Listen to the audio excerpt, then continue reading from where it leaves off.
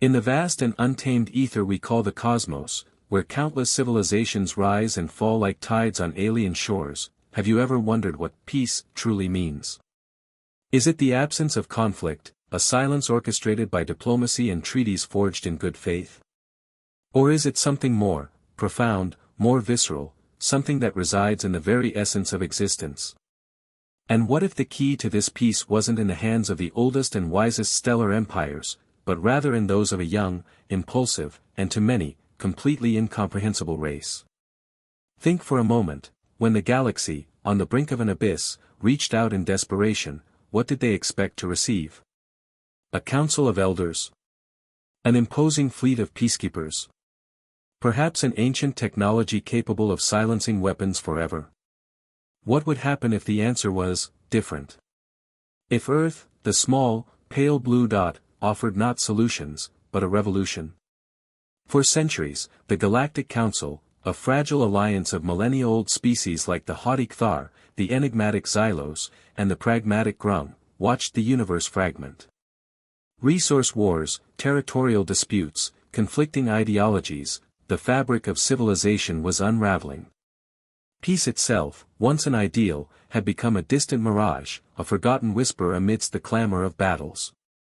They had tried everything: exhaustive negotiations that dragged on for decades, military interventions that only further inflamed conflicts, even the banning of technologies that, ironically, had been the cause of so much discord.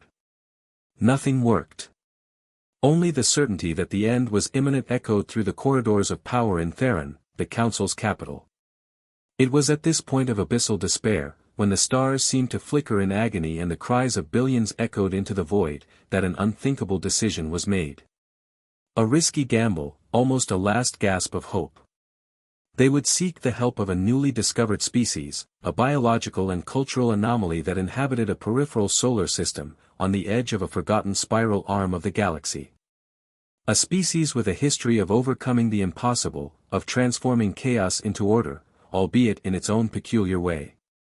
They would seek out humans. They pleaded for peace.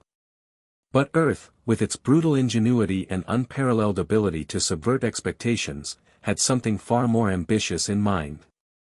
Something that was not just peace, but a radical transformation. A new cosmic order. And, yes, for some inexplicable reason, pizza.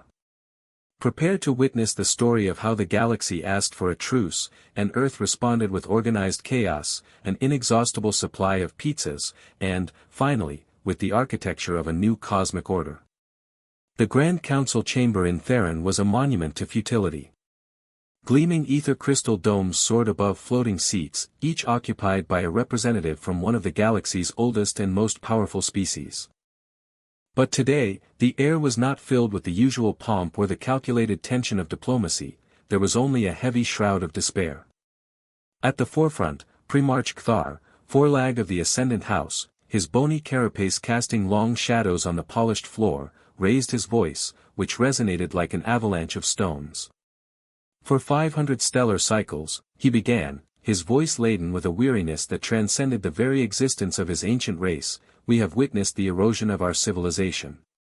The pact of stability, once the anchor of our cosmos, is now a dusty fragment of history. Conflicts over resources, once isolated, have escalated into intergalactic wars, devouring systems and annihilating worlds.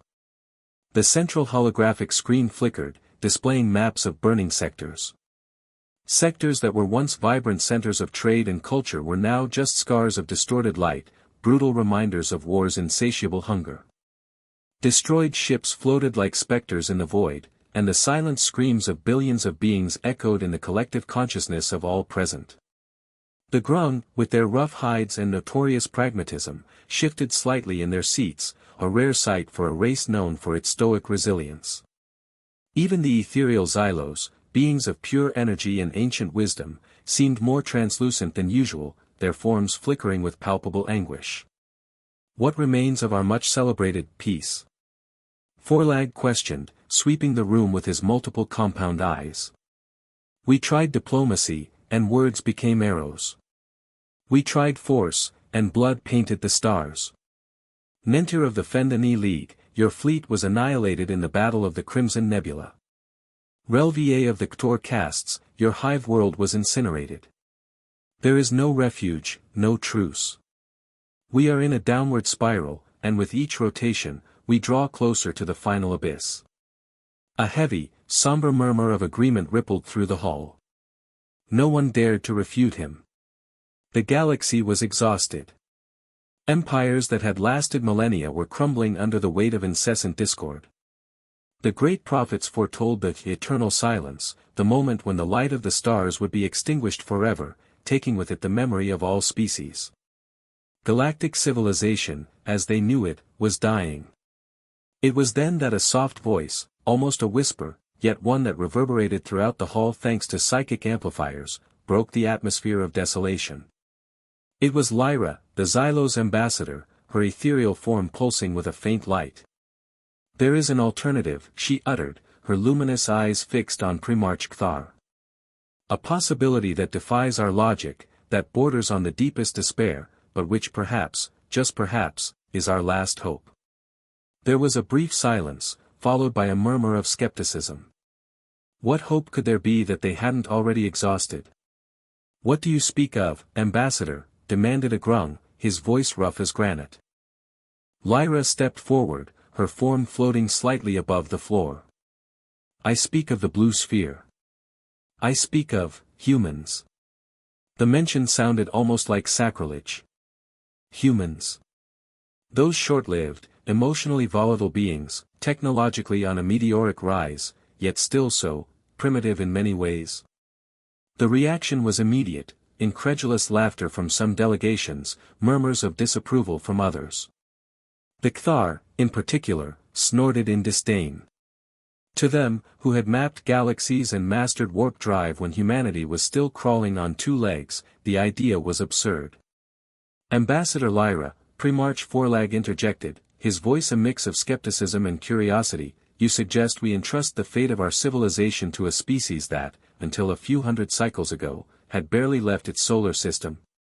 A race that, ironically, seems to wage more wars against itself than most species have waged in their entire existence. Lyra maintained her ethereal calm. They are chaotic, yes. Impulsive, undeniably. But there is something in them, Primarch. A resilience that defies annihilation. An ingenuity that allows them to see solutions where we see only impasses. They have a history of rising from their own ashes, of transforming tragedies into triumphs. Their capacity for adaptation and innovation is unprecedented. Where we see a dead end, they see a challenge to be overcome in ways we would never conceive.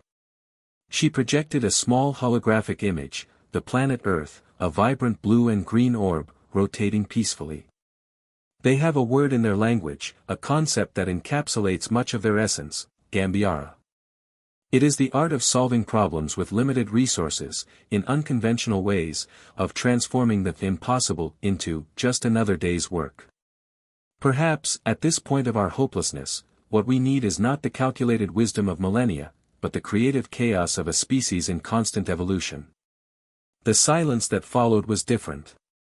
It was no longer despair, but a mixture of apprehension and, incredibly, a spark of curiosity.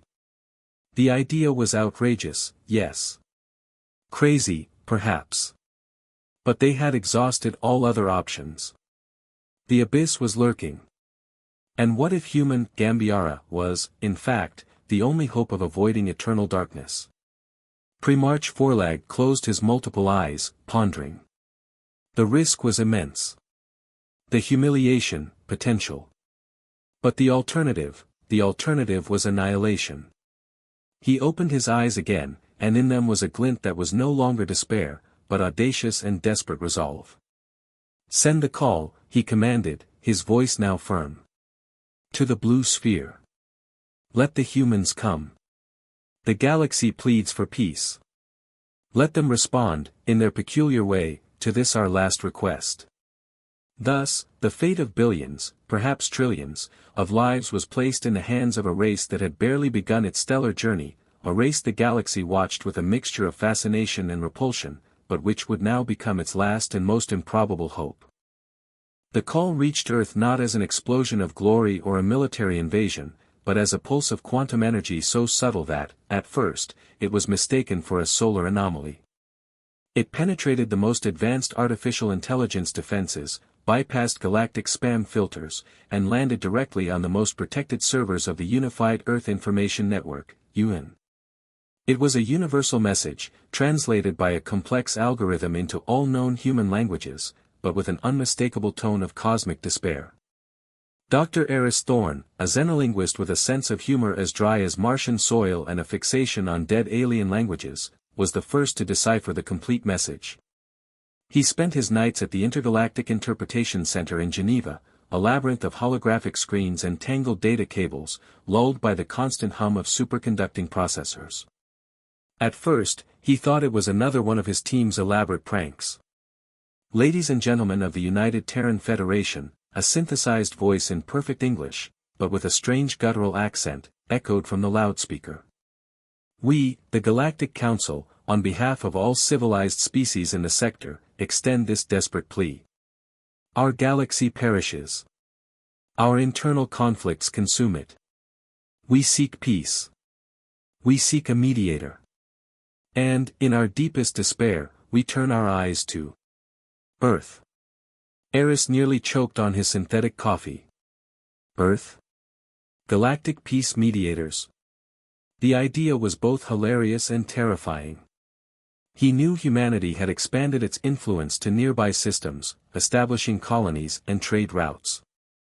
No one would deny human ingenuity for solving problems or building spectacular things. But galactic peace? Humanity could barely organize its own lunch line in some metropolises, let alone resolve conflicts of civilizations that had existed for millennia. He rushed to the main conference room, where Director Anya Sharma, a woman of impeccable pragmatism and nerves of steel, was already reviewing the raw data. When Eris displayed the full translation, a silence fell over the room. It was not a silence of shock, but of disbelief mixed with a pang of wounded pride. "They're joking, right?" a military strategist asked, with a nervous laugh. "They think we can, do a group therapy session with the Kthar and the Grung. They've been at war for millennia." Anya, however, had a thoughtful expression. "No. The signal frequency, the encoding, it's genuine. And the tone, it's pure desperation. They're actually asking us for help." She turned to Eris. "Why us, Doctor? What's their logic?" Eris adjusted his glasses. "My analysis of the underlying communication, Director, suggests they see us as a species, unpredictable. Chaotic, yes, but with a strange ability to thrive in chaos. They mention our history of self-annihilation averted, our adaptive speed, and, curiously, our ability to find humor in adversity." He paused, a mischievous glint in his eyes. "Apparently, our ability to make memes during potential apocalypses left a strong impression." Anya almost smiled, but restrained herself. "So, they see us as the wild card. The last crazy resort." "Precisely," Eris confirmed. "It's a cry for help from a galaxy that has exhausted all logical options and now turns to the illogical." The news spread like a digital virus. Security councils, diplomats, scientists, even virtual reality influencers, all debated the same question: how would Earth respond to such a monumental request? Most expected an elite diplomatic team, perhaps a demonstration of our most advanced military technology as a deterrent. But humanity, true to its organized chaos nature, had other ideas. The response would not come just from impeccably dressed diplomats, but from an unexpected coalition: brilliant-minded engineers, mad scientists with unorthodox solutions, artists who saw conflict as a blank canvas, and, most bafflingly to the aliens, some of the greatest entrepreneurs and logistics experts Earth had ever produced. And, yes, an inexplicable quantity of boxes labeled with the universal symbol of pizza. The decision was made in a week. There would be no lengthy deliberations. The consensus was strangely unanimous: if the galaxy was calling, Earth would answer. Not in the way they expected, of course, because that wouldn't be human. The Intergalactic Contact Fleet, composed of modified exploration vessels and a new class of heavy cargo transporters, affectionately nicknamed Peace Arcs by some and packaged chaos machines by others, was prepared. The ships were not armed for war. They were filled with automated construction modules, portable fusion reactors, planetary-scale water purification systems, and yes, state-of-the-art ovens capable of processing tons of dough and cheese per hour. While the galaxy eagerly awaited a diplomatic response, a solemn declaration of peaceful intentions, Earth was sending something far more tangible. They weren't sending a negotiating team. They were sending a problem-solving team. And, for the millions of warring worlds, humanity's arrival would be a spectacle they would never forget. A spectacle that would begin with a series of hilarious misunderstandings and culminate in a cosmic transformation. Anya Sharma watched the Peace Arcs pull away from Earth's orbit, tiny against the starry expanse. She didn't know what the future held, but one thing was certain, the galaxy would not be the same after the humans' visit. And, she was sure, they would have a new favorite delicacy. The anticipation in the Theron sector, the capital of the Galactic Council, was palpable. Millions of eyes of different shapes and sizes were fixed on the skies, awaiting the arrival of Earth's intergalactic contact fleet. What would come? Silent warships, adorned with symbols of peace. Delegates in ceremonial robes, ready for days of intricate negotiations. The galaxy expected the usual formal diplomacy, something they could understand. What they didn't expect was the arrival of organized chaos and the smell of yeast and cheese. The Peace Arcs, massive and utilitarian, broke through the atmosphere with a strangely harmless hum. There was none of the menacing grandeur of Cthar war fleets or the ethereal subtlety of Xylo's ships. They were cargo ships, frankly, with some makeshift modifications that the Grung, masters of combat engineering, found laughable. The largest of them, the Blue Hope, descended onto Theron's main landing platform, touching down with an impact that vibrated the ether crystal towers.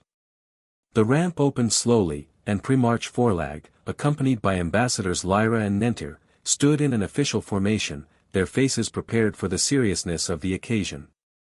They expected an honor guard, perhaps.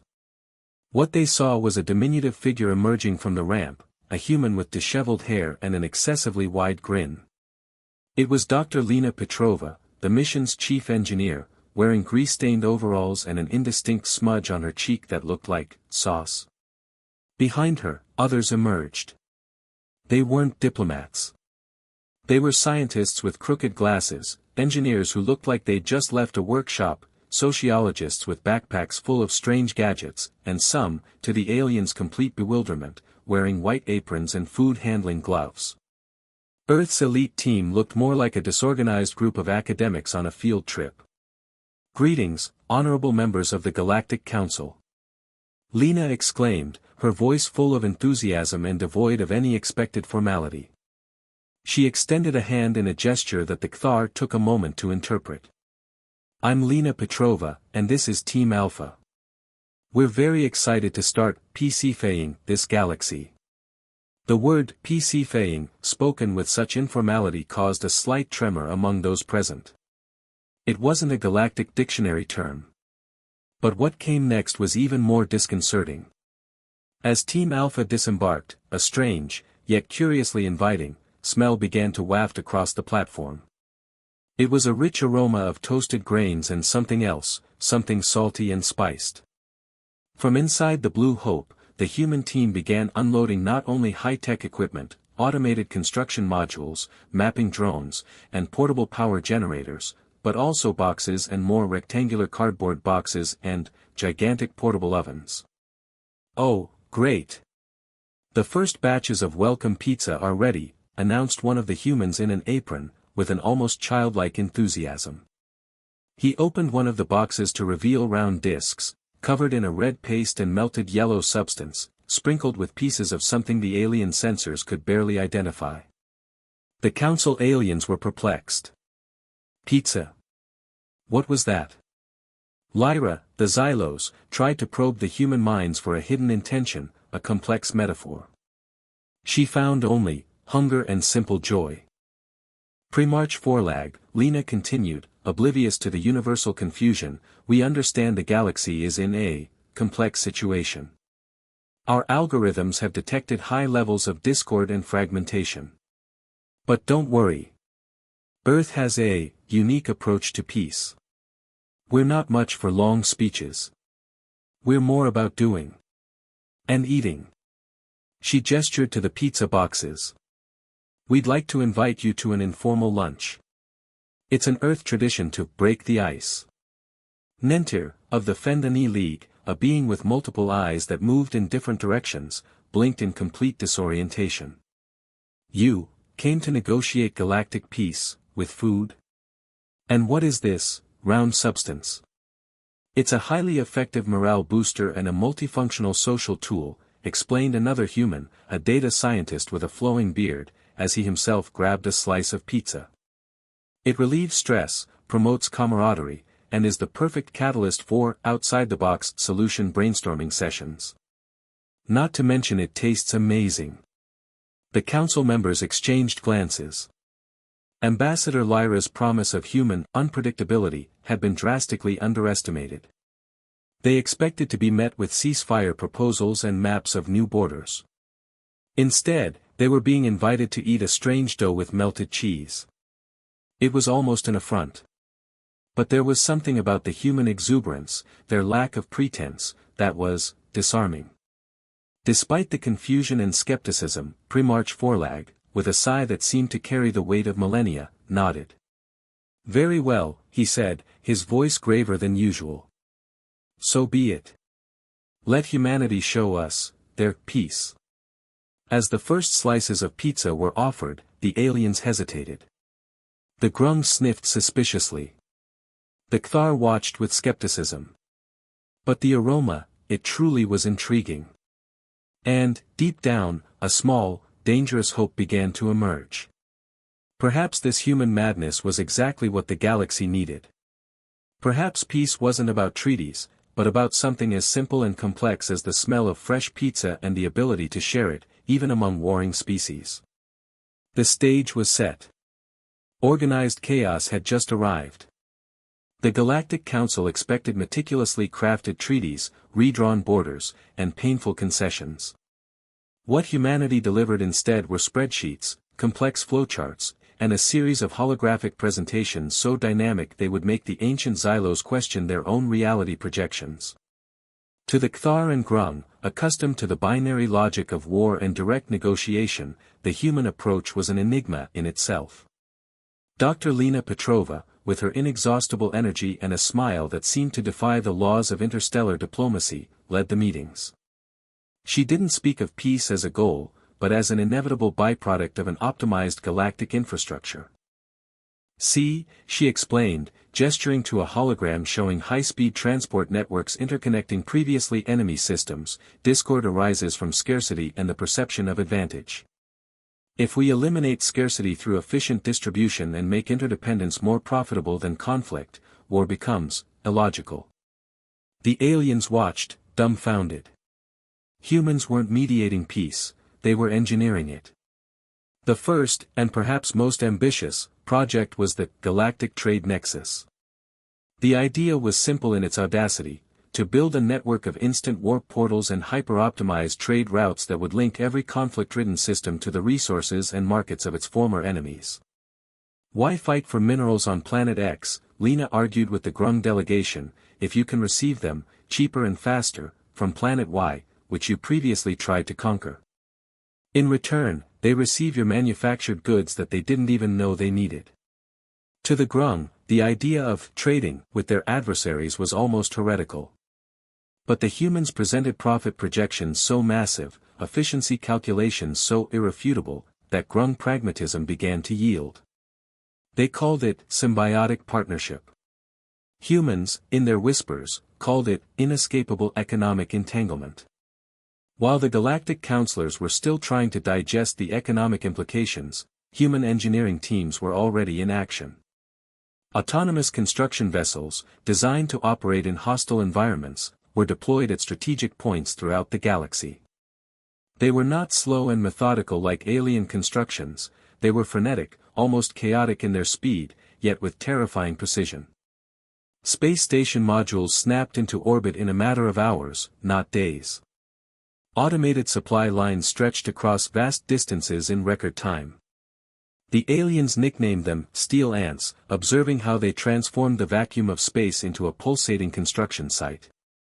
The Kthar, known for their militaristic order and rigorous processes, were shocked.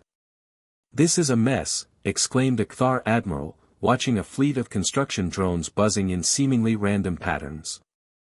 "There's no discipline. No clear hierarchy in operations."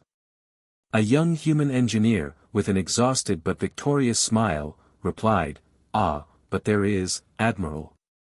It's what we call distributed swarm intelligence with heuristic optimization algorithms. Simply put, each drone knows what to do, and they all adapt in real time. It's like, well, like a highly efficient space anthill. It looks like a mess, but it's pure synergy." He paused and winked. "It's our organized chaos." To the aliens, it seemed like magic. Where they used hundreds of ships to build a station in months, humans used dozens of drones to do the same in weeks. Resources that were once scarce in one system were now abundant, transported by hypertube conduits that could move unthinkable volumes of materials and goods.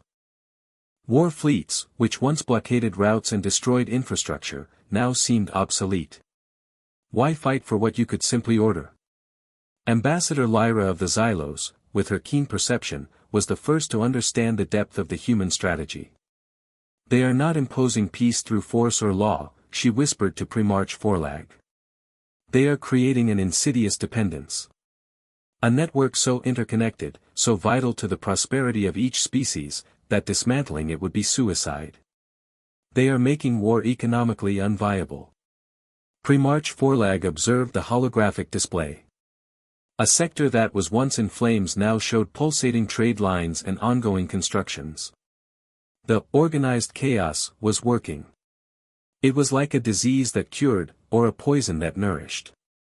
And, in the midst of it all, humans continued to offer their pizzas, transforming space station cafeterias into social centers where old enemies, still distrustful, shared a slice of something that strangely brought them comfort. The galaxy was being redefined, not by decrees, but by engineering, logistics, and, yes, the smell of melted cheese. The game had changed, and Earth was playing by rules no one else understood. As the imposing infrastructure of the galactic trade nexus rose, redefining trade routes and entire economies, something more subtle, yet equally revolutionary, was happening on space stations and once warring planets. To the aliens' perplexity and eventual fascination, humans weren't just building portals and supply networks, they were building something far more intrinsic, social bridges, one slice of pizza at a time. At first, the portable pizza ovens were considered a harmless eccentricity by most species. The Kthar saw them as a waste of energy. The Grung, as an ineffective distraction. But the smell of fermented dough, fresh tomato sauce, and melted cheese, baking in perfect harmony, was a sensory anomaly that penetrated even the most exotic receptors. Dr. Lena Petrova, always with her practical approach, had insisted. "You can't expect old enemies to sit at a negotiation table and resolve millennia of conflict overnight. But you can put them in the same room, hungry, and offer them something delicious. Food is the universal language of primal trust." And she was right. In the new, convergence zones, large cafeterias and common areas built by humans at each nexus station, the aroma of pizza became an irresistible invitation. Reluctantly, the first Grung and Kthar sat at adjacent tables, watching the humans devour the colorful discs with an enthusiasm bordering on barbarism. Curiosity won over caution. A veteran Grum warrior, with scars on his carapace that told tales of 100 battles, was the first to accept a slice offered by a smiling human. He sniffed distrustfully, nibbled timidly, and then his eyes widened. It was an explosion of flavors his palate, accustomed to nutritious but bland rations, had never experienced. The surprise on his face was a sight to behold. Slowly, he nodded. Alongside the pizza came another insidious element, coffee. Humans had set up coffee shops in each convergence zone, with specialized baristas who prepared the dark, aromatic beverage with the reverence of a sacred ritual. The initial bitterness of the coffee, followed by the sweetness and comforting warmth, was an experience as unique as the pizza. Soon, aliens who had never shared a space without the threat of conflict now found themselves in line, waiting their turn for a dose of caffeine. Scenes that were once unthinkable now occurred. A Kthar commander and a Grung engineer, who a cycle ago would have been exchanging fire, were now side by side at a pizza table, trying to communicate through universal translators while debating which topping was best. Pizza became a social catalyst. It sparked trivial conversations that, in turn, opened doors for more serious discussions. It was hard to hate someone with whom you had just shared the last slice of pepperoni. Ambassador Lyra of the Xylos, observing everything with her keen insight, began documenting the human phenomenon. She noted that the act of sharing food, of taking a coffee break, released tension. It created a sense of normalcy and camaraderie that no political negotiation had achieved. Disputes were temporarily suspended by the need to wipe cheese from one's mouth or by the discussion of which type of coffee bean was tastiest. They are not just feeding our bodies, Lyra transmitted to the council in a confidential report. They are feeding our sociability.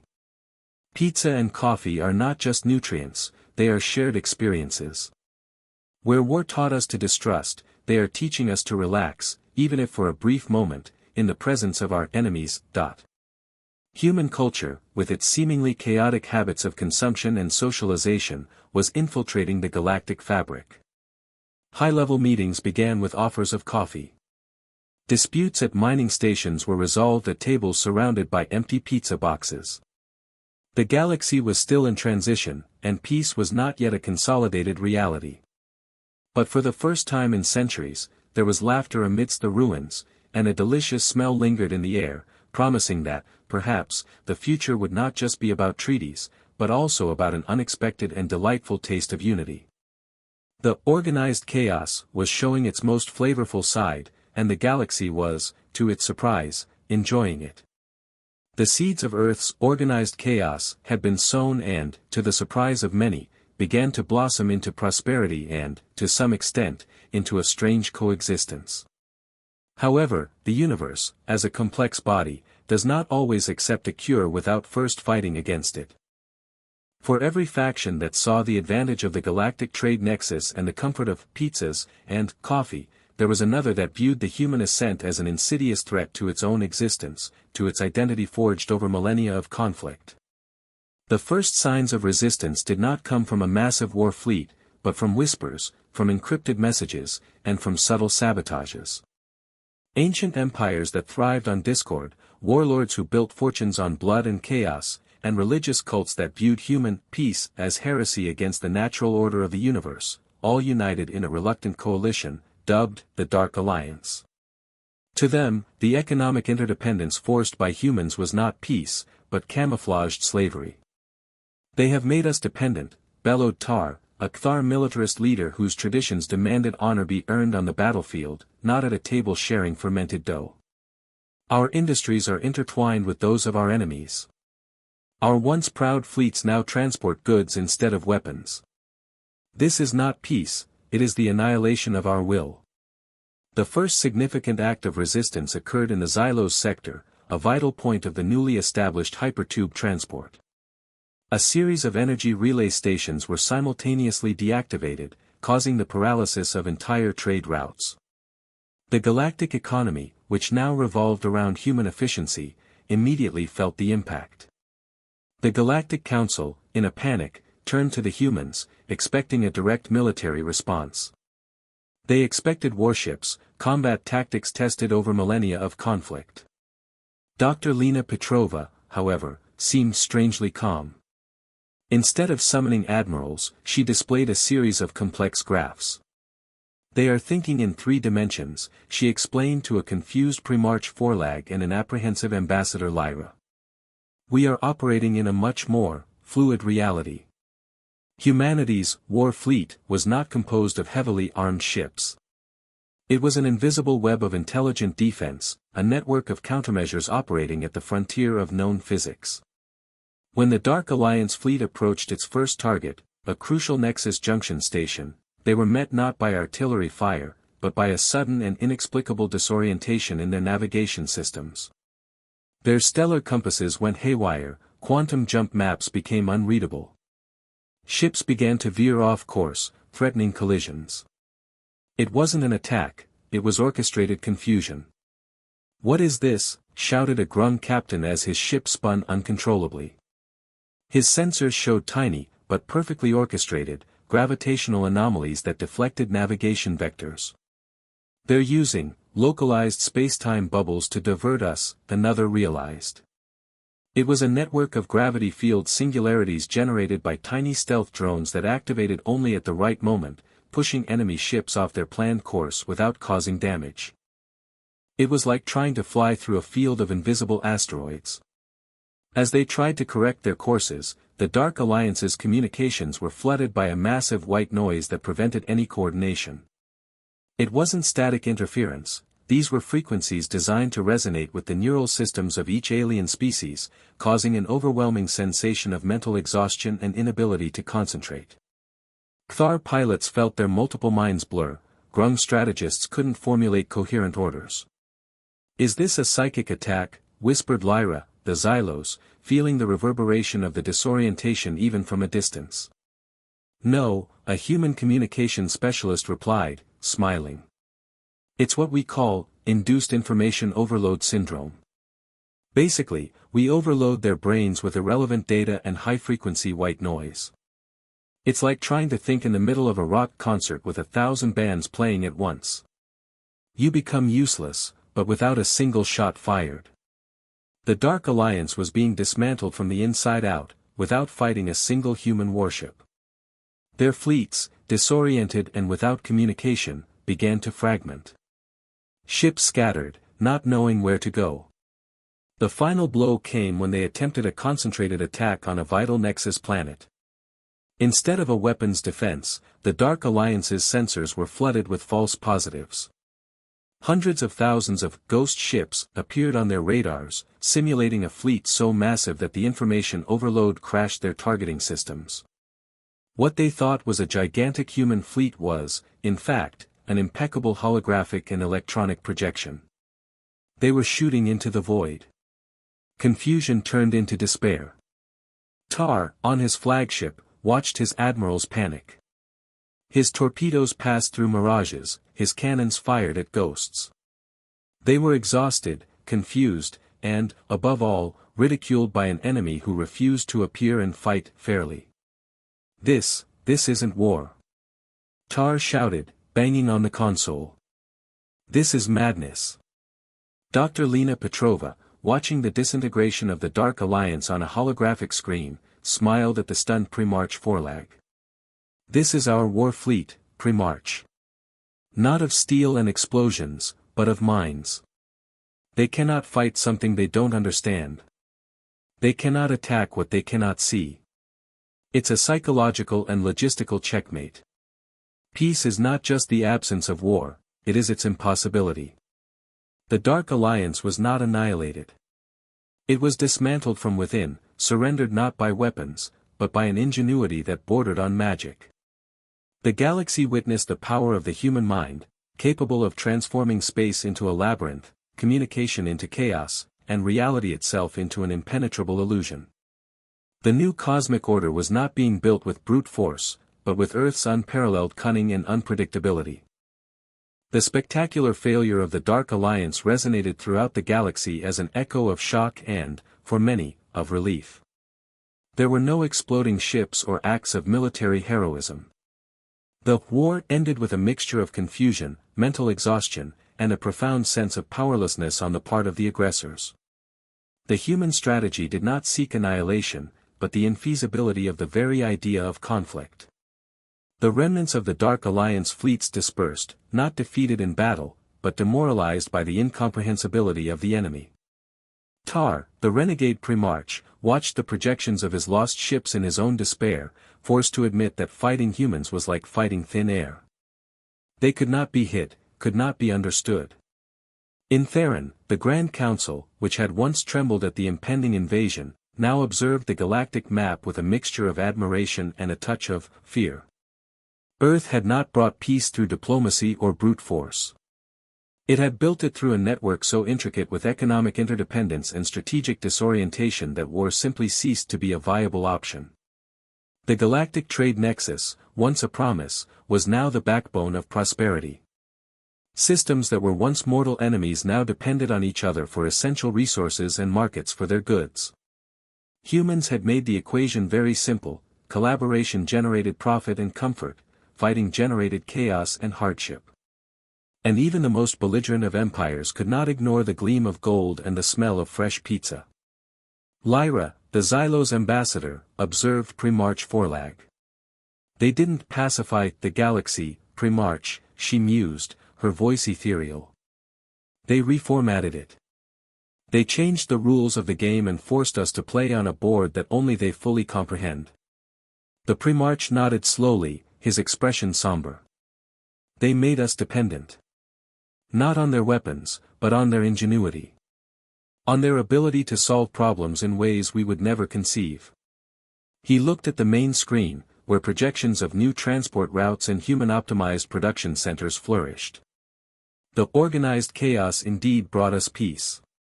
But a peace, inexorable. The human presence throughout the galaxy solidified. Not as dominators, but as invisible architects of the new order. They did not govern by force, but by necessity. No one could afford to ignore them, for they held the keys to prosperity and peace, even if that peace was delivered in a disorganized way and with a touch of eccentricity. The greatest legacy, however, was not just the infrastructure or the economy. It was the shift in mindset. The aliens, once skeptical and focused on their own millennia-old traditions, were forced to admit that the solution to their most intractable problems came from a source they would never have considered. Humanity, with its innate resilience, its ability to innovate under pressure, and its strange knack for finding humor even in the darkest situations, had proven that the strength of a civilization lies not only in its firepower, but in its adaptability and its unbridled creativity. There was still mystery surrounding humans. Why pizza? Why coffee? Why this insistence on optimization that seemed like a frenzy to them? But these questions no longer stemmed from distrust, but from genuine curiosity. The galaxy had learned that humanity was a force to be reckoned with, not for its ability to destroy, but for its ability to build in unexpected and overwhelming ways. Looking at the stars, where millions of worlds prospered under the new order, Primarch Forlag uttered a final reflection, which summarized the galactic sentiment. They asked us for peace, and Earth gave us upgrades, gave us coffee, and gave us a war fleet no one could even see, let alone fight. They gave us the organized chaos in a way that forced us to flourish. And now, the cosmos will never be the same. The only question that remains is, what else can these humans teach us? Or, perhaps more frighteningly, what else can they optimize? The history of the galaxy had been rewritten, not with blood, but with strands of light from warp portals, with the steam of coffee, and with the unmistakable aroma of pizza. And humans, the blue sphere, continued their journey, an enigma to the universe, but a beacon of hope and transformation. Let the next challenges come, because Earth will always have a solution, no matter how peculiar it may be.